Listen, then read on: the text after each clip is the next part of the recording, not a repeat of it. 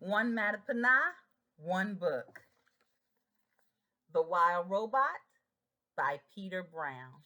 Grab your books, let's read. Chapter 11, page 25. The Robot Sleeps.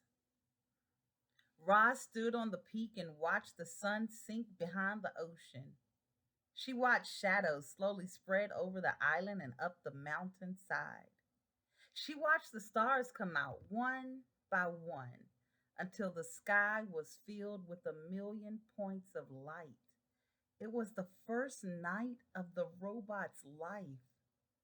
She activated her headlights, and suddenly bright shafts of light were beaming out from her eyes and illuminating the whole mountain. Too bright, so she dimmed them. Then she turned them off and sat in the darkness and listened to the chorus of nighttime chirps.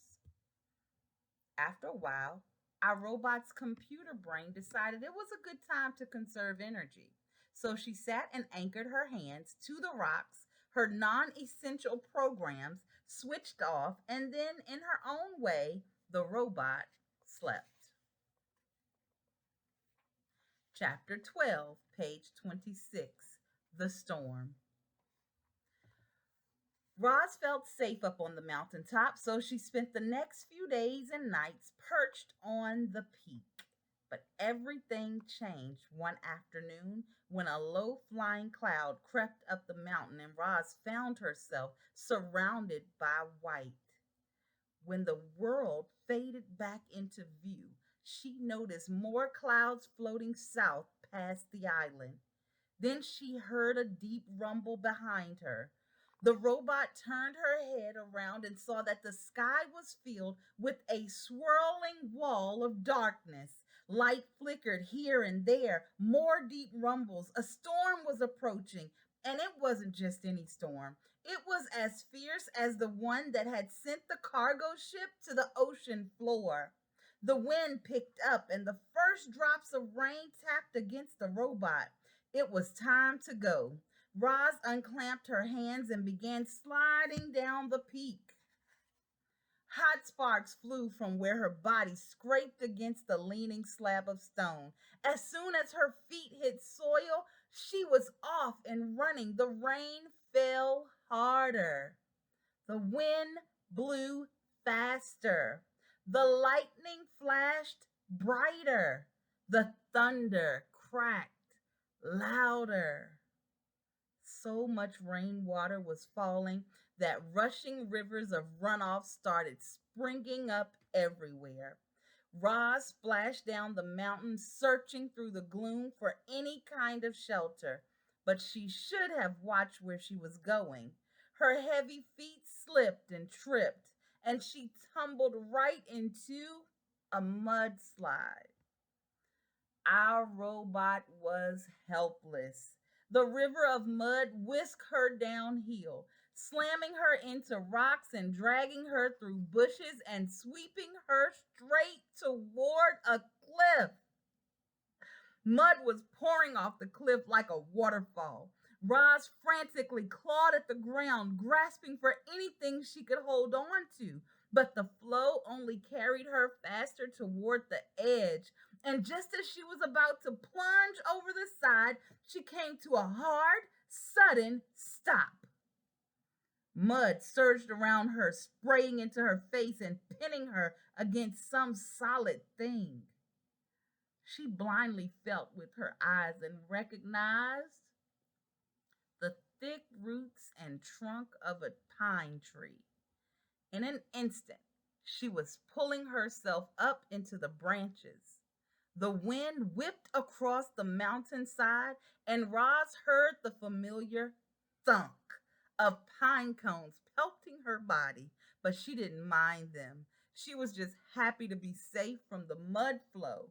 The robot locked her arms and legs around the tree and waited for the storm to blow over. Chapter 13, page 30. The Aftermath. Daybreak, and the storm had passed, but the sounds of water were everywhere. The air was filled with the dripping sounds of mountain runoff and the sloshing sounds of flooded streams. And then came a very different sound. It was the clanging sound made when a robot slips on a wet rock. There were quite a few clangs that morning. As Roz worked her way downhill, she scanned the aftermath of the storm. Giant mounds of mud and debris had formed below the cliffs. The island's central river had crested its banks and spilled into the nearby fields and forests. Some trees had been uprooted. Others were submerged, their upper branches barely poking above the floodwaters, their lower branches swarming with fish instead of birds. After such a storm, you might expect to see animal corpses scattered among all the devastation, but the animals seemed to have arrived just fine. Somehow they had known the storm was coming, and they had found shelter long before it rolled in. Lowland creatures who had sought refuge on higher ground were waiting patiently for the water to recede. Deer were wading through the flooded fields. Beavers were busily collecting a trove of fallen branches. Geese honked in the sky before splashing down into a watery section of the forest. Clearly, the animals were experts at survival. Clearly, the robot was not. Roz was crusted with mud and grit, so she gave herself another good cleaning. But that only revealed her dents and scratches. They were really starting to add up. She hardly resembled the perfect robot who had appeared on the shore just a week earlier. The wilderness was taking a toll on poor Roz. So she felt something like relief when she spotted the quiet hole in the side of the mountain. It looked like a safe place for a robot. She stomped across the hillside and up to the cave, but never stopped to wonder what might be lurking within. Chapter 14, page 32, The Bears. Roz stomped into the cave and then she stomped right back out. Please stay away, said the robot to the two bears who were now nipping at her heels. You see, when Roz stomped into the cave, she accidentally woke a brother and sister bear from their morning nap, which is never a good idea. And to make matters worse, bears have an instinct that drives them to attack when a creature runs away, especially if the creature running away is a mysterious, sparkling monster. So, as the startled bears watched Roz stomping out of their cave, they really had no choice at all. They simply had to take up the chase. Roz tried her best to outrun the bears. She leaped over rocks and wove through trees and stomped through the mountainside and stomped across the mountainside at full speed. But the bears were young and strong and fast. And the robot still had so much to learn about moving through the wilderness. She never even saw the tree root. One moment she was stomping along, and the next moment she was flying through the air and thumping down onto a rotten log. Clumps of soft wood stuck to her side as she stood and faced her attackers. Wouldn't you be afraid if two bears were charging toward you? Of course you would. Everyone would. Even the robot felt something like fear. Roz was programmed to take care of herself. She was programmed to stay alive. And as the robot watched those bears charging toward her, she knew her life was in serious danger. The bears slammed into Roz, knocking her against the trunk of a towering tree.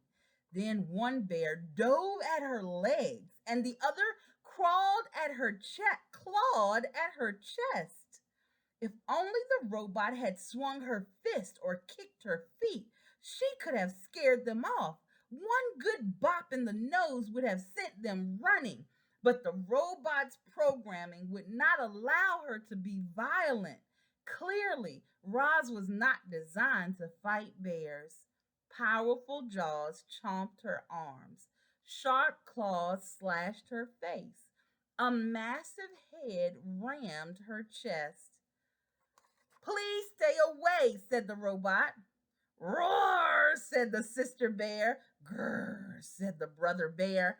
And then the bears went in for the kill, but the robot had vanished. Chapter 15, page 35. The Escape. Using all the strength in her legs, Roz jumped straight up, high into the air, and landed on a tree branch overhead. The tree shook with the sudden weight of the robot, and then thunk, thunk, two pine cones bounced off Roz, and a moment later, thunk, thunk, the same pine cones bounced off the bears below. The bears grunted with annoyance. This gave Roz an idea. The robot's programming stopped her from being violent, but nothing stopped her from being annoying. So Roz plucked pine cones from the nearby branches and lobbed them down at the bears. Thunk, thunk, thunk, thunk, thunk. Each pine cone bounced off its target with annoying accuracy and whipped the young bears into a frenzy. Roar, said the sister bear. Grr, said the brother bear. I do not understand you bears, said the robot. Roz was about to unload a whole armful of annoying pine cones when a distant roar echoed through the forest.